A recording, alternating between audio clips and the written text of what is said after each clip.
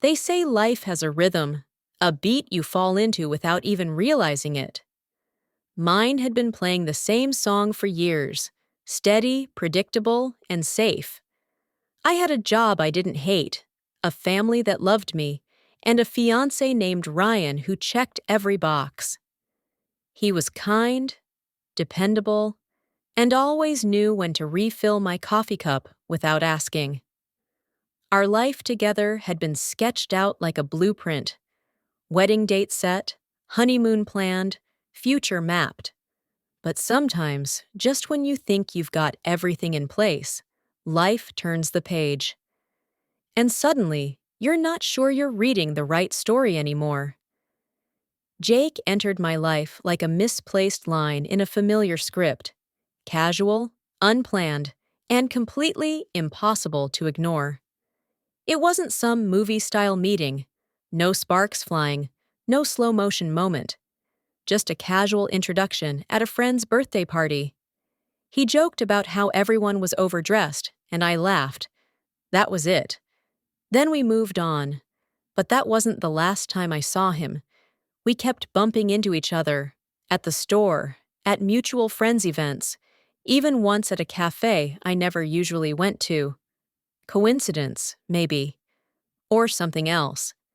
Each time, the conversations grew a little longer. First just the basics, then deeper, more personal. Before I realized it, Jake was a part of my daily life. He remembered things, and I barely remembered saying. He could read me like a book. He knew when I was faking a smile, when I needed someone to talk to, or when I just needed a dumb meme to make me laugh. It was easy with him, too easy. But Jake had a girlfriend named Lauren, and I was engaged to Ryan. I kept telling myself it was just a friendship, just someone I could talk to. But late at night, I started wondering, why did I want to text Jake before I texted my own fiancé? One night, we sat in his car after dinner with friends. The city lights flickered through the windshield. Neither of us said much. Not because we didn't have anything to say, but because the silence between us didn't feel empty. It felt safe. Then he looked at me. "Emily," he said, "I need to say something." My heart jumped. "I think I've fallen for you," he said, his voice quiet. "I didn't want this. I didn't plan it. But it's there." I didn't speak, couldn't. "But you're with Lauren," I whispered. "I know," he said, "but my heart's not." I wanted to say I felt the same, that I'd been thinking about him too. But I didn't. Instead, I said what I thought I was supposed to. "We can't do this." After that, I pulled away.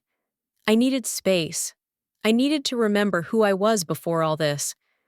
I convinced myself it was a crush, a distraction. It would fade, but it didn't. Not really. Weeks passed. Then Jake sent me a short message. Me and Lauren broke up. I had to be honest. No pressure, no expectations, just the truth. I wanted to respond, to tell him I missed him, but I didn't. I told him I couldn't do this. Not now, maybe not ever. He said he understood, and that was the last time we really talked. Life went back to normal. I married Ryan. The wedding was beautiful. People cried, people cheered. Everyone said I looked so happy. And I was. In a way. But something felt unfinished.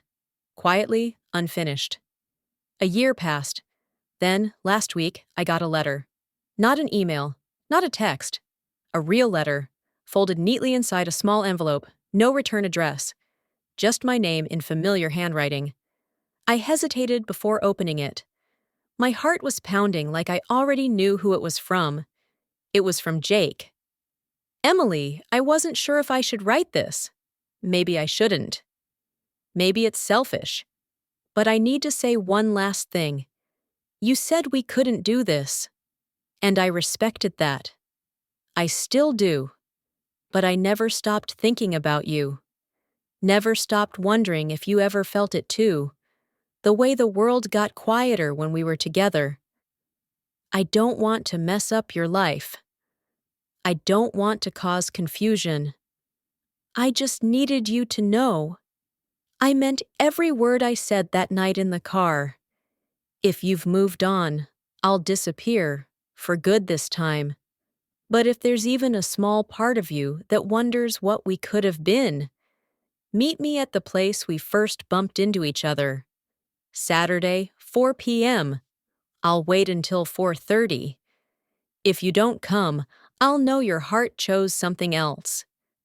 No pressure, just honesty. Jake. I read the letter twice, then a third time. I didn't tell Ryan about it. Saturday came. I told Ryan I was going to see an old friend. He smiled and kissed my forehead. Have fun, he said. It started to rain lightly as I pulled up to the corner cafe. The same one where I'd once spilled my coffee because I saw Jake standing in line, laughing with a friend. It was 4:07 p.m. I parked across the street. My hands gripped the steering wheel. My heart was in my throat. I looked out the window. Jake was there, standing under the awning, his hands in his jacket pockets. He was scanning the street, and he was looking very nervous. I didn't move. 4:15 p.m. He looked at his phone, then looked up again. 4:21 p.m. A gust of wind blew the rain sideways. He stepped back under the awning. 4:26 p.m. He turned to leave. My fingers hovered over the door handle. My mind screamed, "Go!" but my body stayed still. 4:30 p.m. He walked away. I didn't open the car door. I drove home in a daze. When I walked in, Ryan was in the kitchen and he was making dinner. He smiled when he saw me. Hey, you okay? He asked, noticing the look on my face. I nodded. Yeah, I'm fine. But I wasn't fine. I wasn't even close. I went to bed that night, staring at the ceiling, heart pounding. I thought about Jake. I thought about what I'd just done. I told myself I'd made the right choice. But deep down, something didn't feel right. Then, in the middle of the night, my phone buzzed. I looked at the screen. It was a message from an unknown number. I waited, but you didn't come.